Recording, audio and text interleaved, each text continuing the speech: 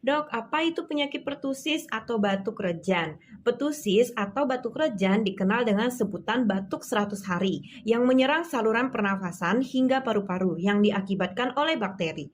Disebut batuk 100 hari karena memang perjalanan penyakitnya itu lama. Pada minggu pertama adalah waktu yang sangat menular dengan gejala batuk pilek, radang tenggorokan, dan demam. Masuk minggu kedua hingga minggu keempat, gejala pilek mungkin mereda namun batuk bertambah parah. Terjadi tarikan nafas yang panjang dari mulut dan mata mulai muncul adanya perdarahan. Kemudian sekitar 2 bulan sudah masuk ke masa penyembuhan nih, di mana gejala lain mulai membaik, namun batuk rejan masih ada.